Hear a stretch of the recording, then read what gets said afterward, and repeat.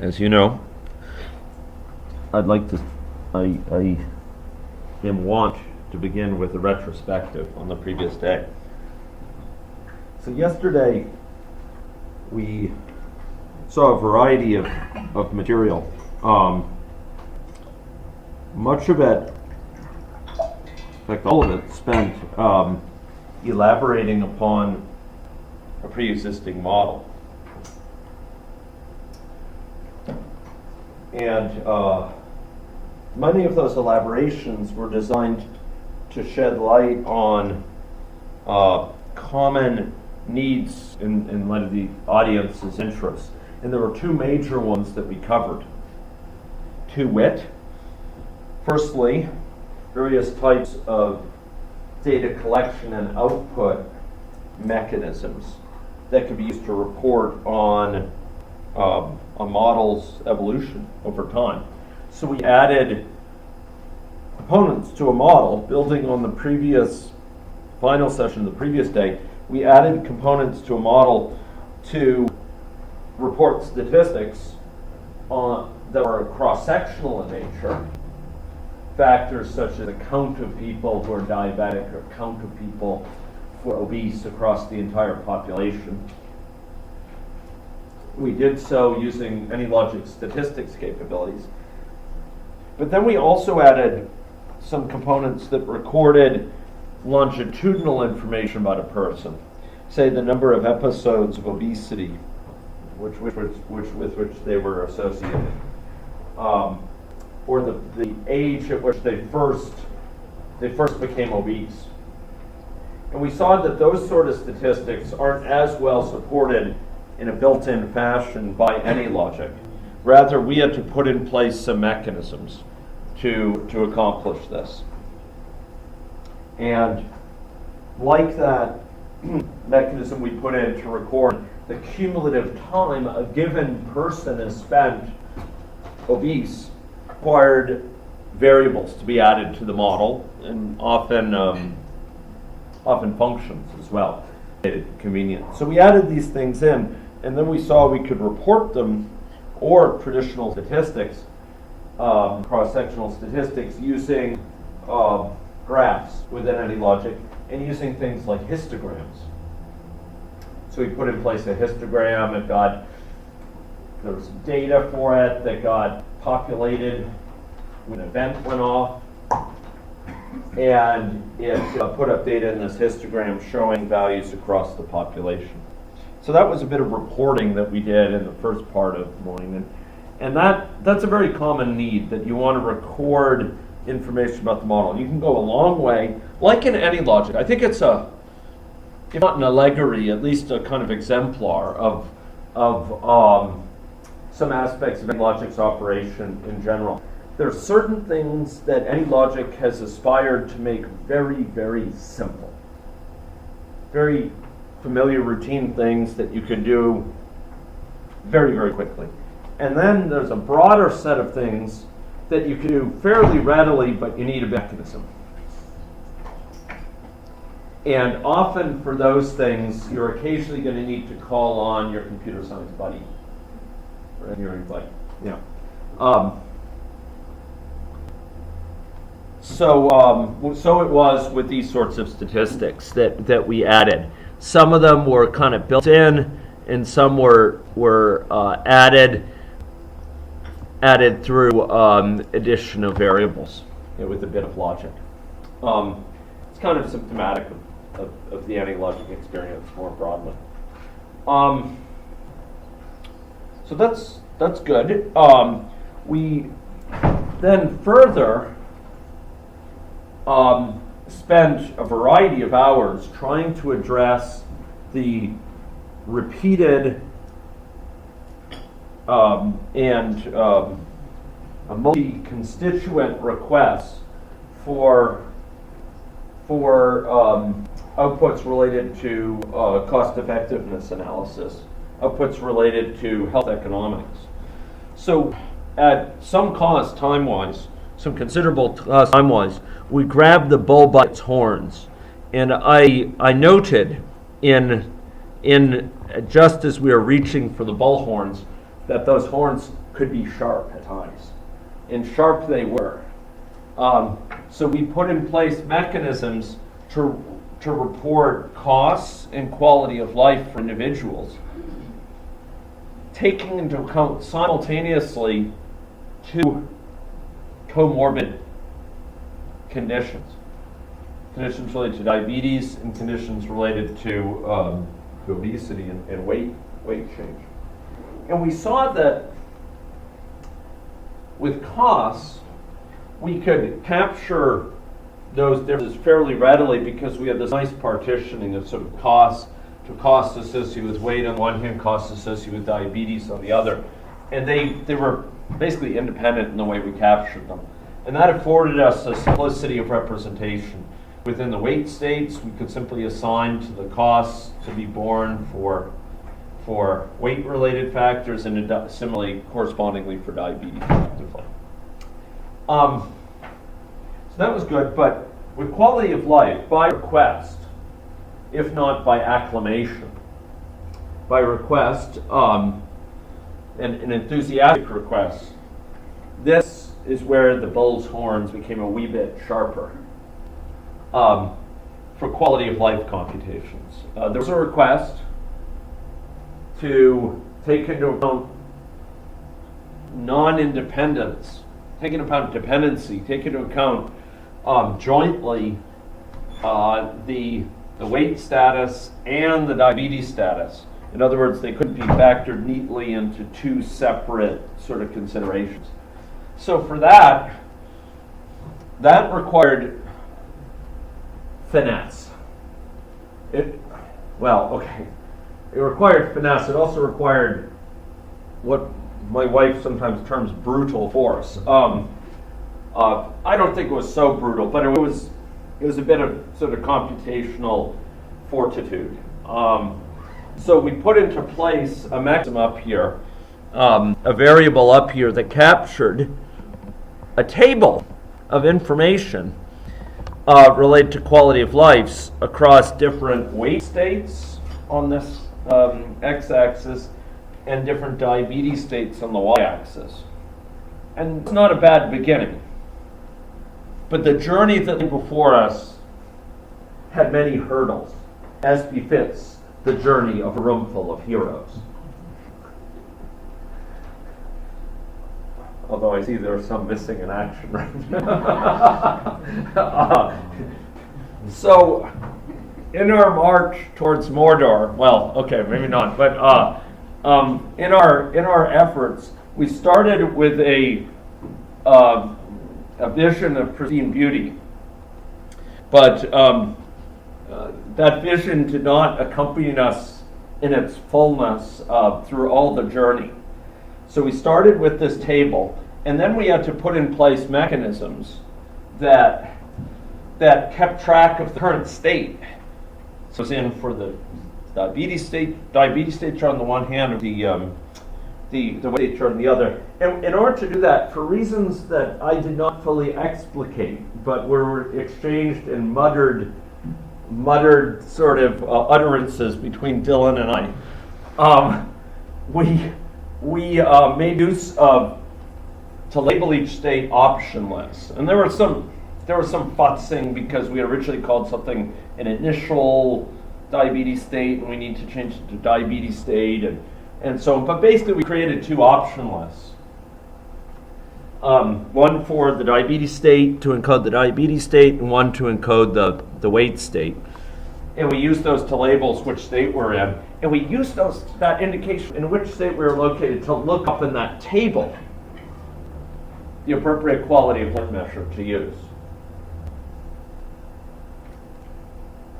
And it had a certain conceptual clarity to it, but there was some mechanism involved, some plumbing that with which I felt uncomfortable. But you emerged, nay, you survived, nay, you triumphed by putting in place these mechanisms and creating a working model. And for that, you're to be congratulated. So, I'm working my way up. towards the morning. So we put in place these mechanisms that would keep track of quality of life, keep track of costs at an individual level. And then some of you folks had to leave for a graduation ceremony.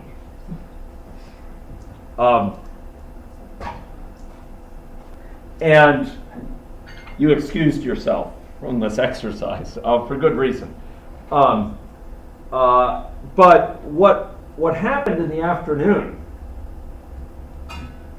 showed another side of any logic. Showed a side that smiled upon us almost. So if we go up to Maine, what we had to put in place was aggregate mechanisms, did we not? Aggregate mechanisms to keep track and accumulate over time and across the population various quantities involving costs, both discounted and undiscounted, and factors related to life years, and reflecting the fact that in our policies we not only want to add years to life, but life to years. As the WHO said, we kept track of qualities as well, and in its discounted form as well, as is the convention in some areas of health economics. So we created these global quantities. And what's notable here is that this was largely a declarative exercise. By that, we sort of put down these stocks, and we had to indicate an initial value of 0. And then we put down these flows into them. But we simply had to put formulas for these flows in terms of some of the other quantities. We had this discount factor that we incorporated based on a discount rate.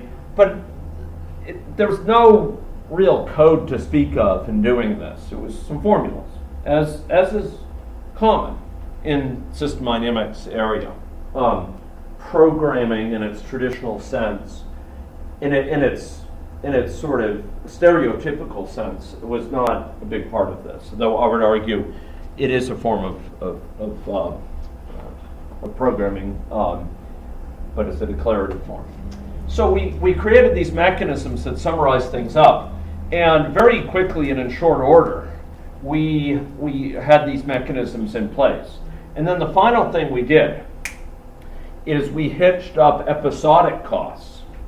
Episodic costs imposed at the level of the individual person would then add to these accumulated quantities, add a cost into them.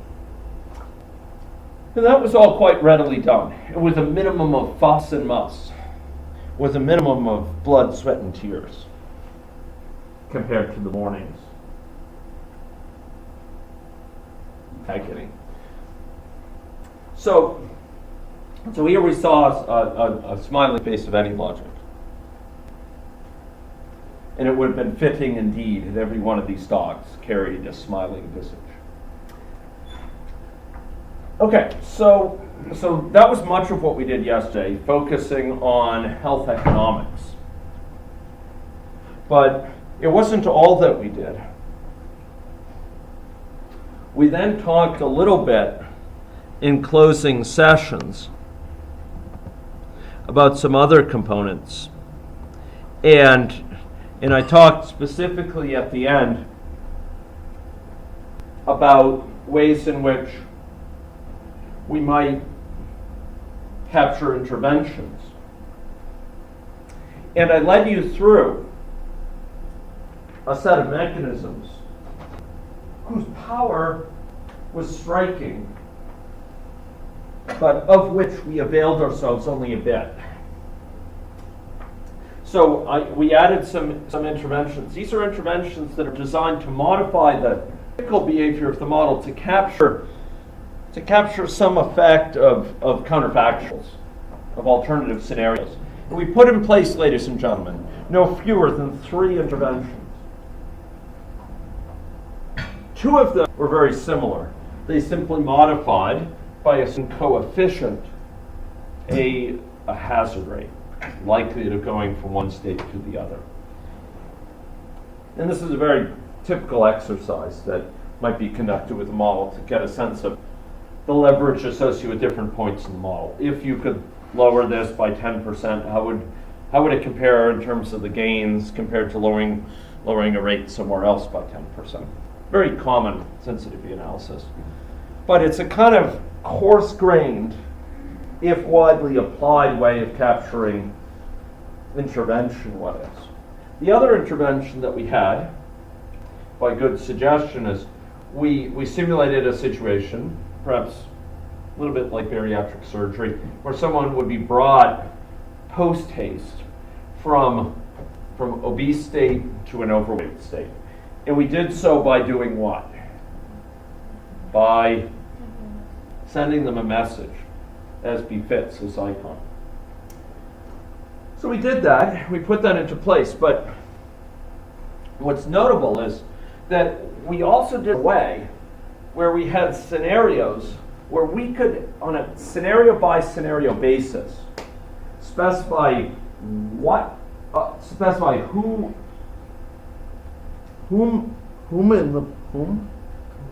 who in the population is subject to the intervention? Who in the population? Oh gosh, my English fails me. Sorry. Who in the population is subject to the intervention? And on the one hand, and also for those subject to it, what's the effect of the intervention? So, for example, we had in place in the closing minutes an intervention which was defined to be applied to only those who are less than 15 years old, and for those individuals, we changed their likelihood on a per year basis of becoming obese to lower it, to half its normal value. So this mechanism afforded us a way to have different scenarios, different as captured by experiments, each of which was examining a different what if, potentially with interventions where we could specify on what subgroup to intervene and how to intervene upon them. It's an extremely useful pattern, but one that, to the best of my knowledge, people only secure exposure in boot camps, my boot camps and videos from them. So it's a very powerful thing. So we created a bunch of scenarios which did that. And that mechanism made use of two powerful but little recognized, little used mechanisms in any logic called dynamic parameters, the first, and action parameters, the second.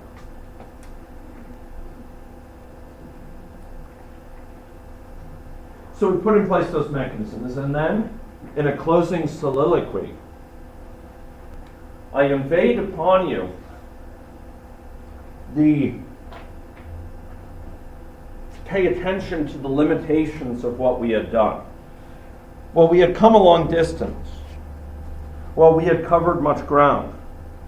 Well, we had marched the march of heroes. We hadn't yet put our finger on the pulse of. We hadn't yet touched the heart of much of the goals of interventions, which is to represent the human behavioral component of it. We saw in this model something very powerful and very compelling. A model at an individual level that could take into account individual characteristics, if we wanted, socioeconomic status, person's location, person's personal history, aspects of their specific demographics, even their preferences, as we may touch on later today. But the representation was coarse-grained, was very aggregate of their change over time. We were capturing transitions between health states where the underlying behavior was not captured explicitly. We had statistics that were used to sort of dictate people's evolution between the health states. And that's powerful for looking at distal implications of upstream interventions, looking at effects. But often our interventions place a premium on intervening to change people's behavior. And it befits us, if we wish to study the effects of those interventions, to have a model that embraces and not merely submerges a representation of such behavior. So I argued that these intervention examinations that we did here were a great start. And you're proud, more so, you're to be praised for having the fortitude to stick through this, the constitution of iron that you demonstrated today.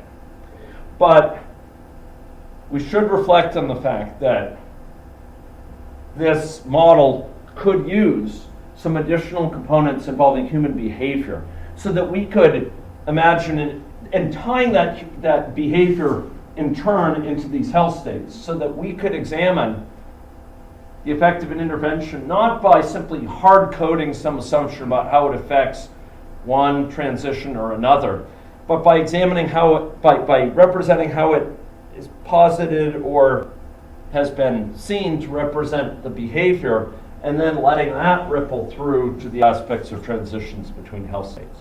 And it was with that soliloquy and that reflection that I left you yesterday